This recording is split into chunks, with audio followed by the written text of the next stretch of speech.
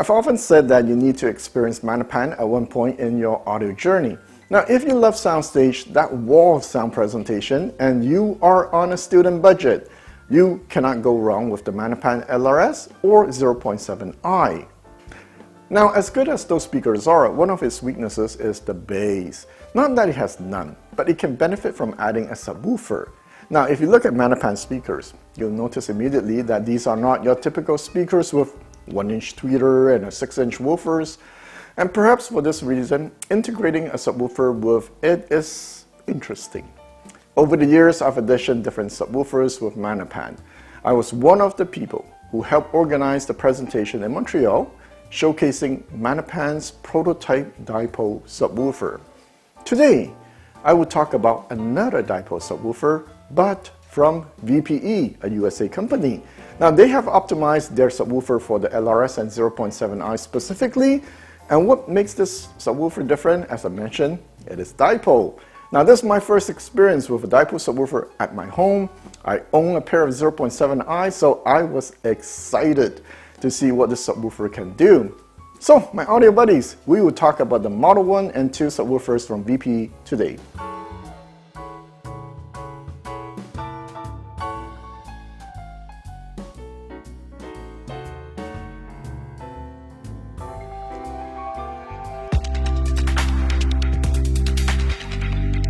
I'm Dimitri Purcell, CEO of Advanced Paris, here in Montmartre, which is such a specific and close to my heart in situ location so that we can talk about the brand itself.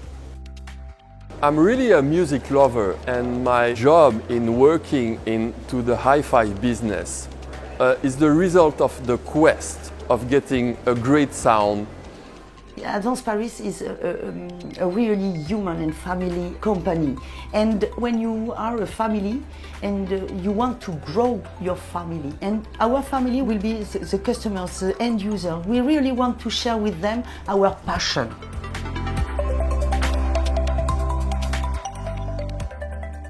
So Ronald from VPE sent me a pair of Model 1 and just one Model 2 subwoofer. Here, let me show you what they look like. No, I did not use all three of them at the same time. I can see the front and the back of the woofer, so maybe that's why they call it dipole. There are no ports, unlike traditional subwoofer.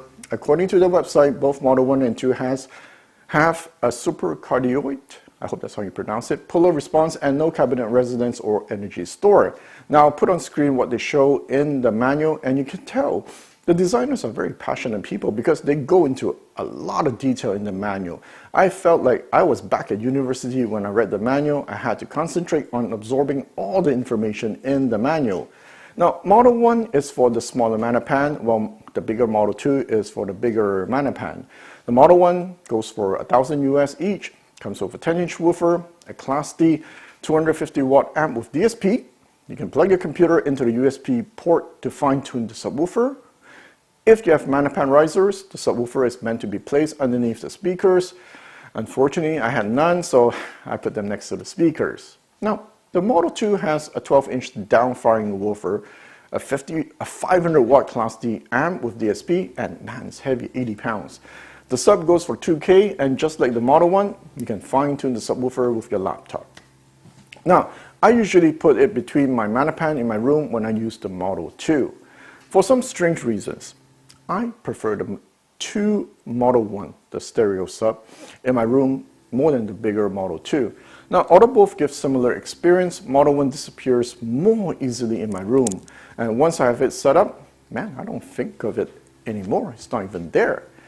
So, how does it sound? I'll answer it this way, okay? Each type of subwoofer I've listened to with Manapan leaves me with a different impression. So, take the prototype Manapan dipole subwoofer, for example. Okay, its speed stood out, man. That subwoofer is so fast that it sounds like a panel. So what stood out to me with the VPE is how musical it sounds. So how do you define that? Okay, unlike modern subs, it's not super tight, but in a good way. It's tight and fast, don't get me wrong, but it sounds different. And I thought hard about it, how to describe it. It sounds open and has the proper tightness and control to reproduce certain instruments well. See, I will always remember what a cellist once told me, okay? Double bass. It's not supposed to be super tight. The energy is supposed to propagate nicely into the room, and there's supposed to be a certain decay in the notes. So when I got a chance to listen to those instruments live a few times, I pay attention to that. With the VPE subs, man, I got to experience what I consider closer to the real thing. See, I especially enjoy listening to the album Temptation from Chantal Chamberlain. It's a blend of blues, jazz, and other styles in the album. There was this song, I Put a Spell on You. You have acoustic bass, acoustic guitar, cello, drums, and strings. And this is where I find the VPE subs shine because it can create the atmosphere and mood really well. Perhaps this open sounding I'm experiencing is what creates the mood differently from other subs I've in the past. Next, the VPE sub adds scale to the presentation. The cello is no longer the size of a violin. The cello feels small if you listen just the mag itself. With the sub, the cello feels like a cello, okay? You get a more majestic presentation. When I listen to the song Trouble's What You're In from Think, the live recording version, in the opening sequence, the singer creates the rhythm by slapping the string on the guitar. Now that's subtle gesture. With the sub on, there's weight to the tap. It feels more energetic and you feel the presence of the guitar more. And next I got my brother who doesn't care about audio to sit down.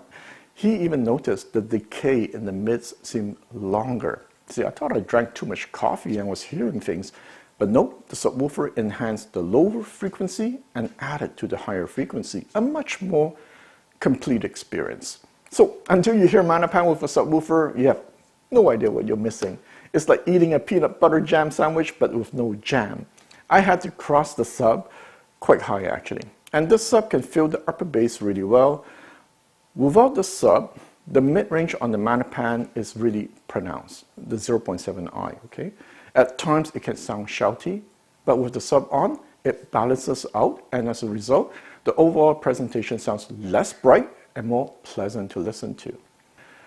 And as I mentioned, the Model 1 also adds the correct scale to the instruments. Now, with a lot of subs, you'll hear what I described earlier, but not as musical. Another way I'll describe it is that if you listen to tube amps, you'll notice that the bass has a certain roundness. These VPEs remind me of that. There is roundness and it's elastic. As I said, it's tight and fast, but not super tight like other subs, so it's pleasant to listen to. So who is this sub not for? So okay, although the sub is fast enough to keep up with Maggie's, if you're one of those guys who find R2R DACs too slow, yeah, then you might find these sub not fast enough. That'll probably be 10% of you. Next, although the Model 2 can pass for a nice piece of furniture, the Model 1's odd shape might not pass the wife approval factor.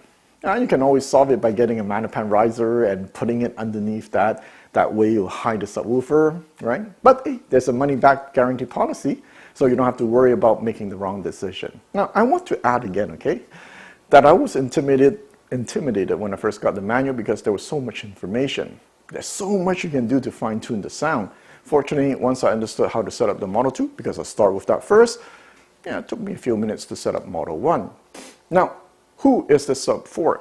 Obviously, Manapan quad owners, or if you have full-range open baffle speakers.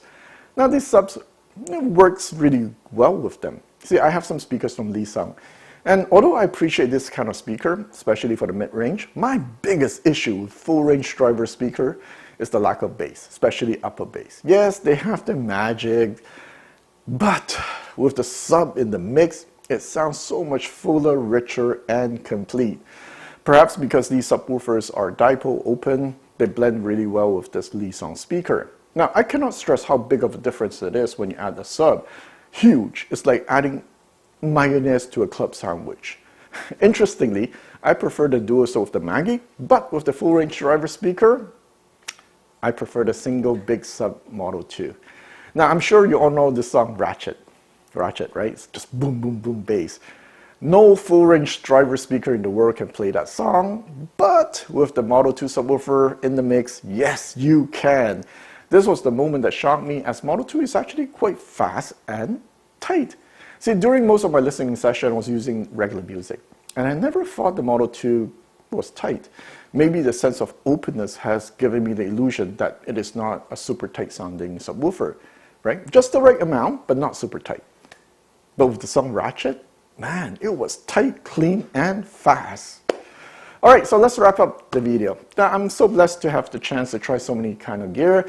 This allowed me to see different available solutions out there. Dipole subwoofer, my first experience with them was with the Manapan prototype, and it surprised me. VPA has their way of implementing the dipole subwoofer concept, and I would say, yeah, it's really good. It should be something on your radar if you're shopping for a subwoofer, especially if you're a Manapan owner. And in closing, I have to say, I got to try a lot of different gear, but I don't always have a lot of support, more like the owner really reaching out, really wanting to make sure that everything is okay. Guess what? Man, they're so passionate. They wanted to make sure everything is good. And that's why I guess I wasn't surprised to see they have a 24/7 support line. Man, they must give good customer service. All right, with that, I'll see you next time.